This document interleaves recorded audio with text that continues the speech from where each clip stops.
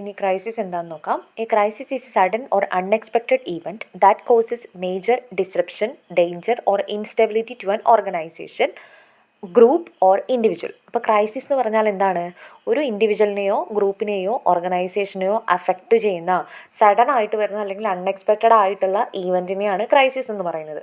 അപ്പോൾ ഈ ഒരു ഈവൻറ്റ് സംഭവിക്കുന്നത് മൂലം ആ ഒരു ഗ്രൂപ്പിലോ ഓർഗനൈസേഷനിലോ എന്ത് സംഭവിക്കുന്നുണ്ട്? അവർക്ക് ഒന്നെങ്കിൽ ഡേഞ്ചറസ് ആയിട്ടുള്ള കാര്യങ്ങൾ എന്തെങ്കിലും സംഭവിക്കും, അല്ലെങ്കിൽ ഒരു ഇൻസ്റ്റെബിലിറ്റി ഉണ്ടായിരിക്കും, ഡിസ്റപ്ഷൻസ് എന്തെങ്കിലും സംഭവിക്കും. ഓക്കെ, അപ്പോൾ അങ്ങനെ വരുന്ന അൺഎക്സ്പെക്റ്റഡ് ആയിട്ടുള്ള ഈവൻറ്റിനെയാണ് ക്രൈസിസ് എന്ന് പറയുന്നത്. It often ത്രെട്ടൻസ് the normal functioning and requires immediate attention. അപ്പോൾ ഇവിടെ എന്താണ്? ആ ഒരു ഓർഗനൈസേഷൻ്റെ നോർമൽ ഫങ്ഷനിങ്ങിനെ തന്നെ അത് ബാധിക്കുന്നുണ്ട്, അഫക്റ്റ് ചെയ്യുന്നുണ്ട്. ഓക്കെ, അപ്പോൾ അതുകൊണ്ട് തന്നെ ഈ ഒരു ക്രൈസിസ് വന്നു കഴിഞ്ഞാൽ അതിന് എന്ത് നമ്മൾ ചെയ്യേണ്ടതായിട്ട് ഒരു ഇമ്മീഡിയറ്റ് ആയിട്ടുള്ള അറ്റൻഷൻ കൊടുത്തുകൊണ്ട് അത് നമ്മൾ മാനേജ് ചെയ്യേണ്ടതായിട്ട് വരും. ഓക്കെ, മാനേജ്മെൻറ്റ് എന്താണെന്ന് നോക്കാം. It is the process of managing crisis. ഒരു ക്രൈസിസ് വന്നാൽ അത് മാനേജ് ചെയ്യുക, കറക്റ്റായിട്ട് ഹാൻഡിൽ ചെയ്യുക, ആ ഒരു പ്രോസസ്സാണ് ക്രൈസിസ് മാനേജ്മെൻറ്റ് എന്ന് പറയുന്നത്. It is the process of identifying, assessing and handling a crisis effectively to minimise its negative impact and restore normal operations as quickly as possible. അപ്പോൾ ക്രൈസിസ് മാനേജ്മെൻറ്റ് എന്ന് പറഞ്ഞാൽ നമ്മൾ ഫേസ് ചെയ്യുക, ഒരു ഓർഗനൈസേഷന് ഒരു ക്രൈസിസ് ഫേസ് ചെയ്യേണ്ടി വന്നെങ്കിൽ ആ ക്രൈസിസ് എന്താണെന്നുള്ളത് ഐഡൻറ്റിഫൈ ചെയ്യുക, അസസ് ചെയ്യുക, അതായത് ഒന്ന് അനലൈസ് ചെയ്യുക, അതിലെന്ത് നമുക്ക് ചെയ്യാൻ പറ്റും, അത് കറക്റ്റായിട്ട് ഹാൻഡിൽ ചെയ്യുക. അപ്പോൾ ഇത്രയും ചെയ്യുന്ന ആ ഒരു പ്രോസസ്സിനെയാണ് ക്രൈസിസ് മാനേജ്മെൻറ്റ് എന്ന് പറയുന്നത്. അപ്പോൾ ഈ ഒരു ക്രൈസിസ് മാനേജ് ചെയ്യുന്നത് കൂടി നമുക്ക് എന്ത് ചെയ്യാൻ പറ്റും? Minimise its negative impact and restore normal operations. അതായത് എത്രയും ഫാസ്റ്റായിട്ട് നമുക്ക് നമ്മുടെ സ്റ്റെബിലിറ്റിനെ ബാധിക്കുന്ന കാര്യമാണ് അല്ലേ, നമ്മുടെ ഓർഗനൈസേഷൻ്റെ ഫങ്ഷനിങ്ങിൽ തന്നെ ഇത് അഫക്റ്റ് ചെയ്യുന്നുണ്ട്. അപ്പോൾ നെഗറ്റീവായിട്ട് അത് അഫക്റ്റ് ചെയ്യുന്നതുകൊണ്ട് തന്നെ ആ ഒരു നെഗറ്റീവ് ഇമ്പാക്റ്റ് കുറയ്ക്കുന്നതിന് വേണ്ടിയിട്ടും നോർമൽ ഓപ്പറേഷൻസ്, അതായത് നോർമലി നമ്മുടെ ആ ഒരു ഫങ്ഷനിങ്ങിലേക്ക് തിരികെ പോകുന്ന റീസ്റ്റോർ ചെയ്യുന്നതിനൊക്കെ വേണ്ടിയിട്ടാണ് ക്രൈസിസ് മാനേജ്മെൻറ്റ് നമ്മൾ ചെയ്യുന്നത്. റിലേറ്റഡ് ആയിട്ട് വരുന്നൊരു ടേമാണ് resilience. Resilience is the ability to recover quickly from difficulties, challenges or setbacks and continue to move forward with strength and confidence. അതായത് എന്തെങ്കിലും ഒരു ക്രൈസിസ് വന്നിട്ടുണ്ടെങ്കിൽ, ഡിഫിക്കൽട്ടീസ് ഒക്കെ വരുന്ന സമയത്ത് ആ ചലഞ്ചിൽ നിന്നും ഡിഫിക്കൽട്ടിയിൽ നിന്നും വളരെ ഫാസ്റ്റായിട്ട് റിക്കവർ ചെയ്യാൻ പറ്റുന്ന എബിലിറ്റിയാണ് നമ്മൾ എന്ത് പറയുന്നത്? റെസിലിയൻസ് എന്നതുകൊണ്ട് ഉദ്ദേശിക്കുന്നത്.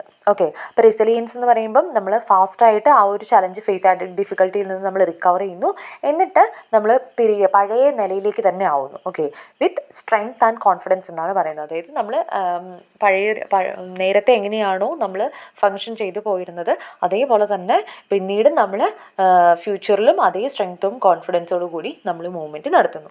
ക്രൈസിസ് മാനേജ് ചെയ്യുന്നതിന് വേണ്ടിയിട്ട് കുറച്ച് സ്ട്രാറ്റജീസ് ഒക്കെ നമുക്ക് ഫോളോ ചെയ്യാൻ പറ്റും. അതെന്തൊക്കെയാണെന്ന് പറയുന്നത്. ഫസ്റ്റ് വൺ പറഞ്ഞത് ഐഡൻറ്റിഫൈ ദ ക്രൈസിസ് ഏർലി. നമ്മൾ ഏറ്റവും ഫസ്റ്റ് തന്നെ ഏർലിയസ്റ്റ് ആയിട്ടുള്ള സ്റ്റേജിൽ തന്നെ എന്ത് ചെയ്യുക? ക്രൈസിസ് ഐഡൻറ്റിഫൈ ചെയ്യുക. ഒരു ക്രൈസിസ് വരുന്നുണ്ടെങ്കിൽ തന്നെ അത് മുൻകൂട്ടി നമുക്ക് അറിയാനായിട്ട് സാധിക്കണം, അത് ഐഡൻറ്റിഫൈ ചെയ്യുക. Form A crisis management team. അപ്പോൾ ഈ ഒരു നമുക്ക് നേരത്തെ തന്നെ ഈ ക്രൈസിസ് അറിയണമെന്നുണ്ടെങ്കിൽ നമ്മൾ എന്ത് ചെയ്യണം? അതിനുവേണ്ടി ക്രൈസിസ് മാനേജ് ചെയ്യുന്നതിന് വേണ്ടിയിട്ട് ഒരു ടീം നമ്മൾ ക്രിയേറ്റ് ചെയ്യുക. ഓക്കെ, അപ്പോൾ ക്രൈസിസ് മാനേജ്മെൻറ്റ് ടീമിലുള്ള മെമ്പേഴ്സ് എന്തായിരിക്കും ചെയ്യുന്നത്?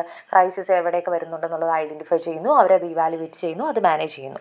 ഓക്കെ, ഞാൻ അടുത്തതായിട്ട് ചെയ്യേണ്ടത് കമ്മ്യൂണിക്കേറ്റ് ക്ലിയർലി ആൻഡ് ക്വിക്ക്ലി. ഇനി ഒരു ക്രൈസിസ് വന്നു കഴിഞ്ഞാൽ നമ്മളത് ഇമീഡിയറ്റ് ആയിട്ട് തന്നെ എല്ലാവരുമായിട്ടും എന്ത് ചെയ്യണം? ക്ലിയർ ആയിട്ടും വളരെ ഫാസ്റ്റായിട്ട് നമ്മളത് കമ്മ്യൂണിക്കേറ്റ് ചെയ്യുക എന്നുള്ളതാണ് അടുത്തതായിട്ട് ചെയ്യേണ്ടത്. പിന്നെ ടേക്ക് ഇമ്മീഡിയറ്റ് കറക്റ്റീവ് ആക്ഷൻസ്. അതുപോലെ തന്നെ നമ്മൾ പിന്നെ പെട്ടെന്ന് എന്ത് ചെയ്യണം? കറക്റ്റീവായിട്ടുള്ള ആക്ഷൻസ് ഒക്കെ എടുക്കുക. ഇമ്മീഡിയറ്റ് ആയിട്ട് തന്നെ ഫാസ്റ്റ് ആയിട്ടുള്ള ആക്ഷൻസ് നമ്മൾ എടുക്കുക. പിന്നെ സപ്പോർട്ട് അഫക്റ്റഡ് പീപ്പിൾ. അടുത്തായിട്ട് ചെയ്യേണ്ടത്, ഈ ഒരു ക്രൈസിസ് വരുമ്പോൾ കുറേ ആൾക്കാർ അത് അഫക്റ്റ് ചെയ്യുന്നുണ്ട്. അപ്പോൾ അവർക്കൊക്കെ എന്ത് ചെയ്യുക? അവർക്ക് ആവശ്യമായിട്ടുള്ള സപ്പോർട്ട് പ്രൊവൈഡ് ചെയ്യുക. അവർക്ക് ചിലപ്പോൾ മെഡിക്കലായിട്ടുള്ള സപ്പോർട്ടായിരിക്കാം, ഫിനാൻഷ്യലായിട്ടുള്ള സപ്പോർട്ടായിരിക്കാം, മെൻ്റലായിട്ടുള്ള സപ്പോർട്ടായിരിക്കാം. ഓക്കെ, അപ്പോൾ എന്ത് സപ്പോർട്ടാണ് അവർക്ക് ആവശ്യമായിട്ടുള്ളത്? അഫക്റ്റഡ് പീപ്പിളിൻ്റെ സപ്പോർട്ട് പ്രൊവൈഡ് ചെയ്യുക. Monitor and evaluate the situation. അതുപോലെ തന്നെ ആ ഒരു ക്രൈസിസ് വന്നിട്ടുള്ള സിറ്റുവേഷൻ, സാഹചര്യം എന്താണ് എന്നുള്ളത് കറക്റ്റായിട്ട് മോണിറ്റർ ചെയ്യുക, ഇവാലുവേറ്റ് ചെയ്യുക. Learn from the crisis. ഇനി അതുപോലെ തന്നെ നമ്മൾ ലാസ്റ്റ് എന്ത് ചെയ്യണം? ആ ഒരു ക്രൈസിസൊക്കെ മാനേജ് ചെയ്തതിന് ശേഷം ആ ഒരു പർട്ടിക്കുലർ ക്രൈസിസിൽ നിന്നും നമ്മൾക്ക് പുതിയതായിട്ടൊരു കാര്യം നമ്മൾ ലേൺ ചെയ്യുക. എന്തുകൊണ്ടാണ് ക്രൈസിസ് വന്നത്? ഇനി നമ്മൾക്കത് ആ ഒരു ക്രൈസിസ് ഫേസ് ചെയ്യാതിരിക്കാൻ എന്ത് ചെയ്യണം? അങ്ങനെയുള്ള കാര്യങ്ങളൊക്കെ ലേൺ ചെയ്യുക. ഓക്കെ, ഇപ്പോൾ ഈ ഒരു ക്രൈസിസ് മാനേജ്മെൻറ്റിനൊക്കെ ഒരു എക്സാമ്പിൾ പറഞ്ഞാൽ, ഇപ്പോൾ ഒരു ഓർഗനൈസേഷനിൽ പെട്ടെന്നൊരു ഫയർ വന്നു എന്ന് വിചാരിക്കുക. ഓക്കെ, അപ്പോൾ അത് മാനേജ് ചെയ്യണം. അതൊരു ക്രൈസിസാണ്, അൺഎക്സ്പെക്റ്റഡ് ആയിട്ട് വരുന്ന കാര്യമാണ്. ഓക്കെ, അപ്പോൾ നമ്മൾ എന്ത് ചെയ്യണം? അത് സ്റ്റാർട്ട് ചെയ്യുന്ന സമയത്ത് തന്നെ നമ്മളത് മനസ്സിലാക്കുക, അങ്ങനെ ഒരു ക്രൈസിസ് വരുന്നുണ്ട്. ദെൻ എന്ത് ചെയ്യണം? ക്വിക്കായിട്ട് എല്ലാവരുടെ അടുത്തത് കമ്മ്യൂണിക്കേറ്റ് ചെയ്യുക. ഒരു ഫയറിൽ നിന്ന് എല്ലാവരും രക്ഷപ്പെടുക, അല്ലെങ്കിൽ ആ ഫയർ എന്താ പറയുക, ആ ഒരു പ്രോബ്ലം സോൾവ് ചെയ്യുന്നതിന് വേണ്ടിയിട്ട് ആവശ്യമായിട്ടുള്ള കാര്യങ്ങൾ നോക്കുക, കറക്റ്റീവായിട്ടുള്ള ആക്ഷൻസ് എടുക്കുക.